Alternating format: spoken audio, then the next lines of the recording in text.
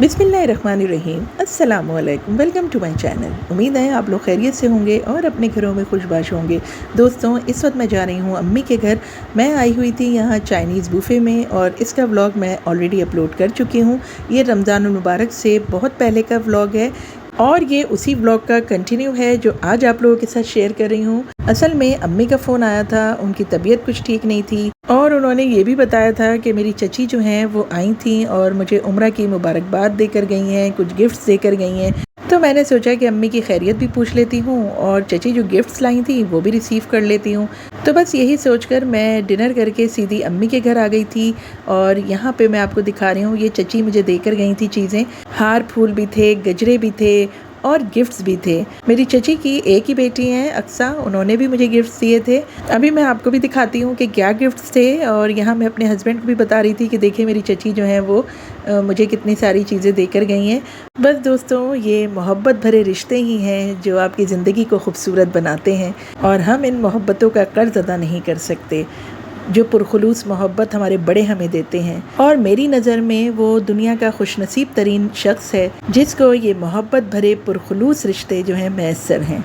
तो बस यहाँ मैं जी गिफ्ट्स ओपन कर रही हूँ और आपको भी दिखाती हूँ कि क्या क्या गिफ्ट्स थे और बहुत ही मुझे पसंद आए।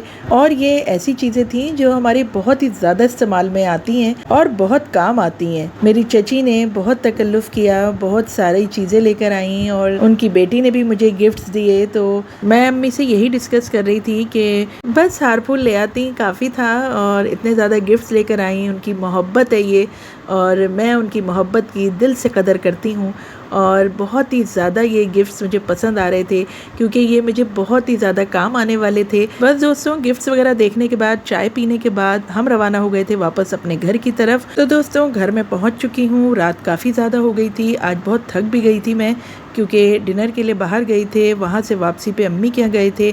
घर वापस आने के बाद सबसे पहले मैंने इशा की नमाज़ अदा की और उसके बाद मैं चली गई थी सोने। अब ये दूसरे दिन का व्लॉग है तो ये वही गिफ्ट्स हैं जो चची और उनकी बेटी मेरे लिए लेकर आई थी और आज मैं इसको यूज़ करूँगी अपने बेसबूसा केक में। जी हाँ, आज मैं बनाऊँगी बेसबूसा केक और वो भी इस डिश में। ये पायरेक्स की डिशेज़ होती हैं, इनको आप ओवन में भी रख सकते हैं, माइक्रोवेव में भी रख सकते हैं, ये ब्रेक नहीं होता ग्लास इनका। तो बस आज इसी में मैं बनाऊंगी बेसबूसा केक और आप लोगों के साथ शेयर करूंगी बेसबूसा केक की रेसिपी। बहुत ही डिफरेंट तरीके से आज मैं बेसबूसा केक बनाने जा रही हूँ। दूध के बजाय मैं करूंगी दही का इस्तेमाल। हाफ कप दही है, हाफ कप शुगर है और हाफ कप ही पिसा हुआ खोपरा है। इसके साथ ही 1/3 कप ऑयल है, 1 अंडा है, 1 कप सूजी है, साथ ही 1 टीस्पून बेकिंग पाउडर है, 1 पिंच सॉल्ट है और 3 से 4 ड्रॉप्स वनीला एसेंस के हैं। बस इतनी सी चीज़ें हैं। ये चाशनी बन रही है, थोड़ा सा आपने शुगर सिरप बनाना है। ये शुगर सिरप जो है वो बेसबूसा केक के ऊपर डालेंगे जब वो बन जाएगा केक। तो भाई यहाँ मैंने ओवन भी प्रीहीट करने के लिए रख दिया है, केक पैन भी रेडी करके रख लिया है, इसमें ग्रीस कर दिया है मैंने ऑयल और इसमें थोड़ी सी आप सूजी स्प्रिंकल कर दें। अब मैं इन तमाम चीज़ों को अच्छी तरह मिक्स करूँगी। हैंड विस्क की मदद से आपने बहुत ही अच्छी तरीके से इसको मिक्स करना है। बस ये सारी चीज़ें एक के बाद एक डालते जाएं, इसको अच्छी तरह मिक्स करते जाएं और आखिर में आप इसको बेक करने के लिए रख दें। ये देखें जी, 1 बाय 1 मैं सारी चीज़ें डाल रही हूँ। कोई हार्ड एंड फास्ट रूल नहीं है, सारी चीज़ें 1 बाय 1 डालें और उसके बाद जो है आप इसे बेक करने के लिए रख दें। बहुत अच्छी तरीके से आपने इसे बीट करना है। मैंने यहाँ पर शक्कर जो है वो पिसी हुई नहीं ली थी, इसलिए मुझे ज़्यादा अच्छी तरीके से बीट करना पड़ा। अगर आप पिसी हुई शक्कर लेंगे तो ज़्यादा टाइम नहीं लगेगा और ये सब चीज़ें अच्छी तरीके से जल्दी मिक्स हो जाएंगी। बहरहाल मैंने इसको अच्छी तरीके से मिक्स कर दिया है और आखिर में डालूंगी मैं सूजी और सूजी डालने के बाद ये देखें जी, गाढ़ा सा ये बैटर बन जाएगा। साथ ही मैंने कोकोनट भी डाल दिया है।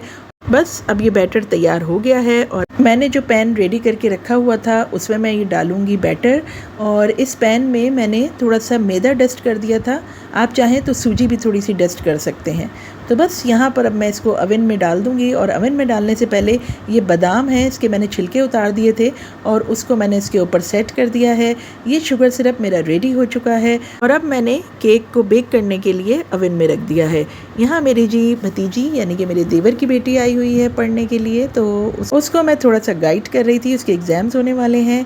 यहाँ मेरा बेसबूसा केक बन के तैयार हो चुका है। अब मैं शैशलिक स्टिक की मदद से इसमें थोड़ा थोड़ा सुराख करूँगी और उसके बाद मैं इसके ऊपर शुगर सिरप जो है वो पोर करूँगी, यानी कि शुगर सिरप इसके ऊपर मैं डालूँगी। ये देखें जी, शुगर सिरप अब मैं डाल रही हूँ इसके ऊपर।